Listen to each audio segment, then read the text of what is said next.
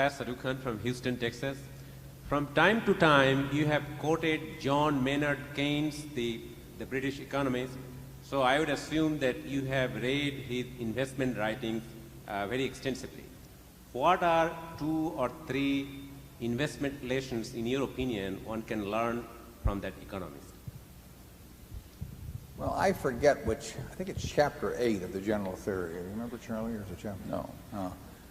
There's one chapter in the General Theory that relates to markets and the psychology of markets and the behavior of market participants and so on.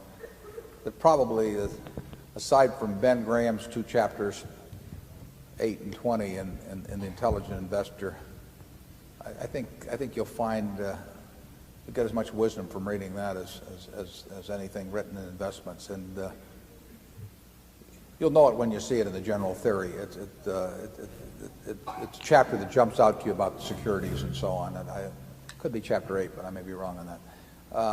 But I would recommend reading that.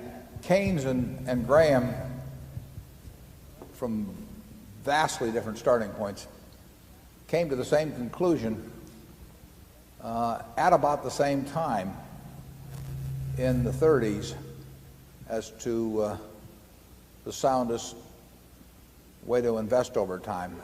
They differed some on their ideas on diversification. Keynes believed in diversifying far less than did Graham.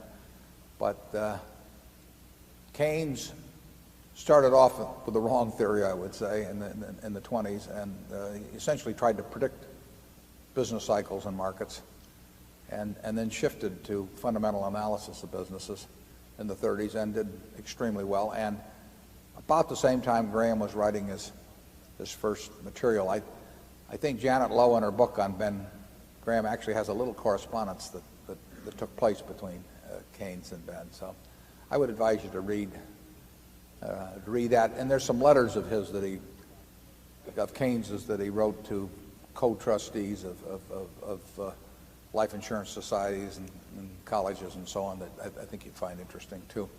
It's 1:15, and Charlie and I have to go to our directors meeting at Berkshire, which starts in about 15 minutes. So we thank you all for coming.